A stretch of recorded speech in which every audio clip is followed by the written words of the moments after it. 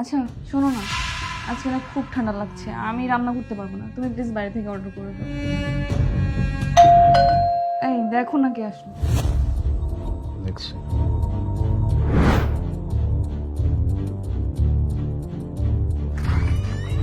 আসসালামু আলাইকুম sir. Sir আপনার অর্ডার। Thank you. আপনি তো অনেক মহান একজন মানুষ। কেন, কি হলো স্যার? আচ্ছা আমাকে এটা বলুন তো যে আপনার এত শক্তির আসল রহস্যটা কি? এই আলিফ আবার কোথায় রয়ে গেল?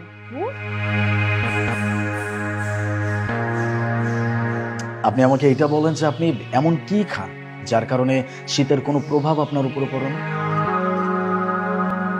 স্যার আমি তো তেমন কিছুই খাই না। আল্লাহ আমার জন্য দুই বেলা ডাল ভাত জোটায়, আমি এই খেয়েই বেঁচে আছি।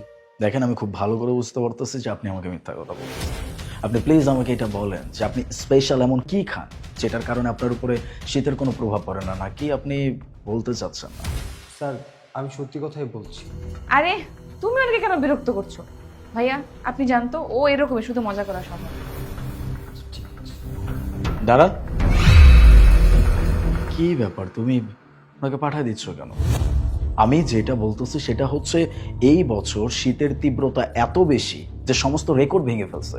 আর এত শীতের মধ্যে মানুষ ডবল ডবল কাপড় পরেও তো কুলাইতে পারতেছে না, কেউ বিছানা থেকে উঠতে চাচ্ছে না, কেউ রান্না করতে চাচ্ছে না, সেখানে আপনি সামান্য একটা পাতলা টি শার্ট পরে এভাবে ঘুরে বেড়াচ্ছেন। একবার যখন ঠান্ডা লেগে যাবে তখন সমস্ত হিরোগিরি বের হয়ে যাবে। এখন আপনি আমাকে এইটা বলেন যে এইটা কখনো একটা সাধারণ মানুষের কাজ হইতে পারে? আপনি অবশ্যই স্পেশাল এমন কিছু খান যেটার কারণে আপনার উপরে শীতের কোনো প্রভাবই পড়ে না। আপনি প্লিজ আমাকে বলেন। আসলে কি হয়েছে স্যার, আমি তো এই কাজটা করতে বাধ্য, তার জন্যই আমার এই সমস্ত জামা কাপড় পরে ঘুরতে হচ্ছে। কিন্তু স্যার বিশ্বাস করুন, ঠান্ডা যে কি জিনিস সেটা আমার মনেই হচ্ছে না। আচ্ছা ভাইয়া, আপনার কি এমন সমস্যা যে আপনি একটা জ্যাকেটও কিনতে পারেন না? এত টাকা নিয়ে যাবেন কোথায়? ম্যাডাম, আমার ফ্যামিলিতে আমি একাই ইনকাম করি। পরিবারের দায়িত্ব, ছোট বোনের বিয়ে দিতে হবে, ছোট ভাই পড়াশোনার দায়িত্ব, মার ওষুধ কেনার টাকা। এখন যদি আমার সব পূরণ করতে যাই তাহলে আমার পরিবারের দায়িত্ব কে নেবে বলুন? দেখুন ভাই, এটা মানলাম যে আপনার পরিবারের একমাত্র উপার্জনক্ষম ব্যক্তিটাই হচ্ছেন আপনি, কিন্তু আপনার তো এটাও বুঝতে হবে যদি আপনি একবার বিছানায় পড়ে যান তাহলে পুরো পরিবারটা কে চালাবে? আপনার তো নিজের খেয়ালটা রাখতে হবে নাকি?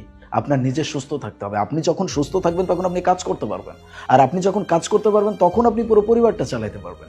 এখন আপনিই ভেবে দেখেন, আপনি যদি নিজের দিকে খেয়াল না রাখেন তাহলে আপনি যখন অসুস্থ হয়ে যাবেন পরিবারটা কিভাবে চলবে?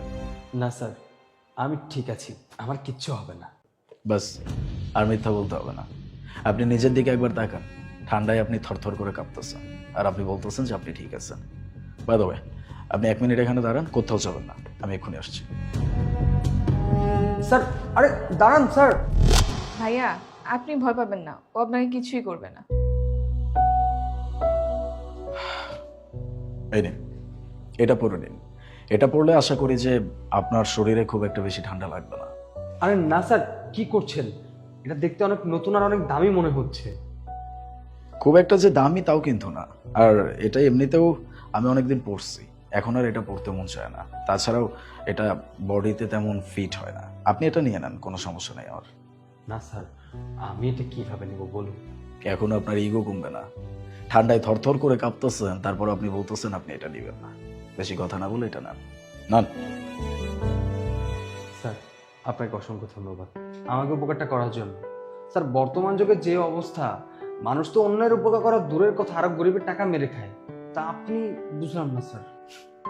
আমি আপনাকে এটা পড়ার জন্য দিছি, দাঁড়া থাকার জন্য দেয় নাই। পড়ে নেন। জি স্যার, আমি এখনই পড়ছি।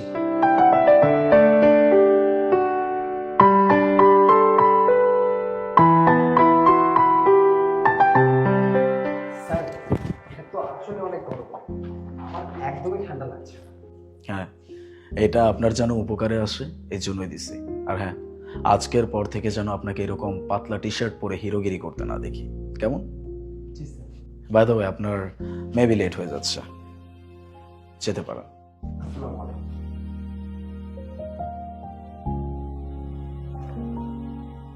আচ্ছা তুমি ওনাকে মিথ্যা কেন বললে? তুমি বললে যে অনেক দিন আগে কিনেছো, তুমি তো জ্যাকেটটা গত সপ্তাহে কিনেছিলে। হ্যাঁ, মিথ্যা বলছি। একটা কথা সবসময় মাথায় রাখবা, কোনো মিথ্যার কারণে যদি একটা মানুষের উপকার হয় তবে সেই মিথ্যাটা ভালো।